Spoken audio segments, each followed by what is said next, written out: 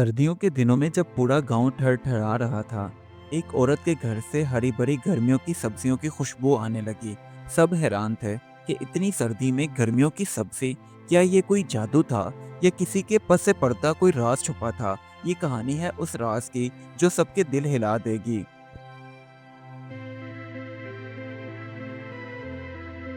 जनवरी का महीना था। ठंडी हवाओं ने पूरे गांव को जमा रखा था। घरों के दरवाजे बंद, आंगन सुनसान। ऐसे में किसी के घर से गर्मियों की सब्जी पकने की खुशबू आना पूरे गांव के लिए हैरत की बात थी।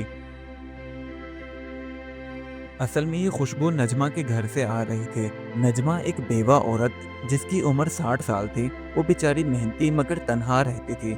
लोगों का कहना था, ये इतनी सारी सब्जियां, वो भी गर्मी की, आखिर लाती कहाँ से है। कोई यकीन ही नहीं करता था कि वो खुद उगाती है। एक दिन गांव की औरतें कुएं के पास खड़ी होकर बातें कर रही थीं कि नजमा के घर तो रोज हरी भरी भिंडी, घिया, टिंडे ऐसी सब्जियां पकाती है। आखिर इतनी सर्दी में ये कैसे मुमकिन है। देखते ही देखते शक की फिजा पूरे गांव में फैल गई।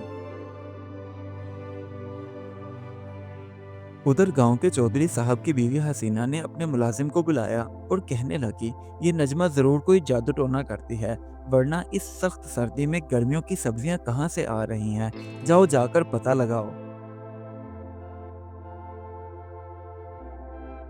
अब हसीना का मुलाजिम रात होते ही नजमा के घर के पीछे जा पहुंचा। उसने देखा कि नजमा मिट्टी के बर्तनों में कुछ पका रही है और उन बर्तनों से हल्की भाप भी निकल रही थी, जिसे देखकर वो डर गया और वहां से भाग खड़ा हुआ।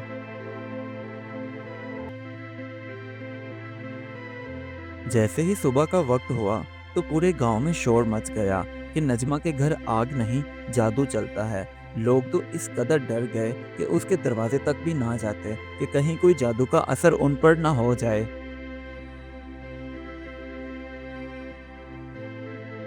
असल में नजमा का बेटा और उसकी बहू कुछ साल पहले हादसे में जान की बाजी हार गए थे। अब उनके दोनों बेटे सादिक और अमीन अपनी दादी के पास रहते थे। दोनों बेचारे अक्सर भूख से तड़पते, जिसकी वजह से नजमा उनसे कहती, बेटा, अल्लाह सब्र देता है तो खाना भी देगा, इसलिए हौसला मत हारना। नजमा के घर के पीछे एक पुराना कुआं था जिसके अंदर नीचे गर्म पानी निकलता था। नजमा ने उसके ऊपर मिट्टी के गमले रख दिए और उनमें गर्मी की सब्जियों के बीज बो दिए।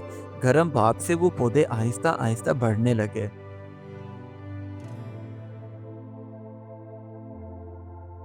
उधर चौधरी साहब की बीवी हसीना ने अपने शौहर से कहा, मेरी बात सुनो, ये औरत गांव की जमीन पर गलत काम कर रही है।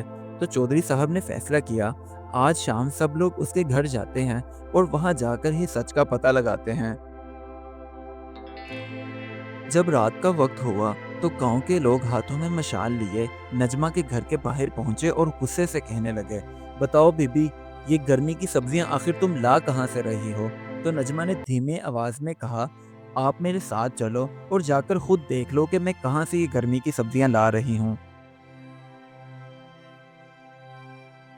अब गांव के सब लोग नजमा के घर के पिछले हिस्से में सच जानने के लिए पहुंचे तो हैरान रह गए कि वहां पुराने कुएं के गर्म पानी के बुखारात की वजह से गर्मी की सब्जियां उग रही थीं। अब किसी को यकीन नहीं आ रहा था कि ये नजमा ने खुद तरकीब सोची थी। जब गांव के सब लोगों ने सच जान लिया तो नजमा ने रोते हुए कहा, मैं जादू नहीं करती, सिर्फ मेहनत करती हूँ। मेरे पोते कई कई दिन बेचारे भूखे रहते थे, इसलिए मैंने उनकी भूख मिटाने के लिए ये सब कुछ किया। उसकी आवाज में इस कदर दर्द था कि गांव के सब लोग खामोश हो गए।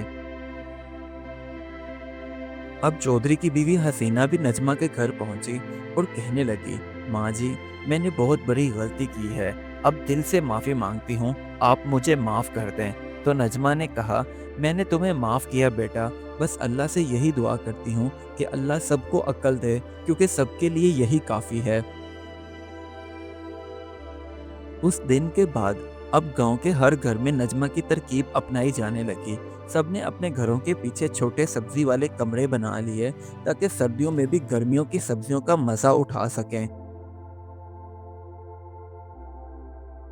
इसी तरह चंद दिन गुजर जाने के बाद शहर से कुछ न्यूज़ रिपोर्टर आए और बोले, ये तो साइंस है, जादू नहीं। तो नजमा ने भी उनको इंटरव्यू देते हुए कहा, हम गांव वाले भी सोच सकते हैं, बस मौका चाहिए। अब नजमा का नाम पूरे गांव में इज्जत से लिया जाता था। लोग उसे दानिशमंद दादी भी कहने लगे, क्योंकि सर्दियों में जब भी भिंडी या टिंडे पकने की खुशबू कहीं से आती तो सब कहते ये नजमा का कमाल है। अब सादिक और अमीन दोनों मज़े से खाना खाते हुए कहते, दादी अब हमें कभी भी भूख नहीं लगेगी ना। तो नजमा कहती, जब मेहनत साथ हो तो भूख भी शर्माती है बेटा। अब नजमा खाना बनाते हुए अक्सर अल्लाह ताला का शुक्र अदा करते हुए कहती, सर्दियों में भी गर्मियों की खुशबू है, चूल्हे से उठता धुआं जैसे उसकी दुआ बनकर आसमान को छू गया हो।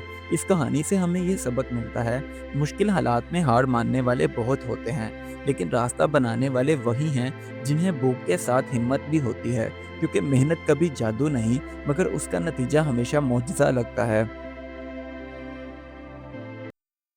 Do like my videos and don't forget to subscribe my YouTube channel. Also press the bell icon.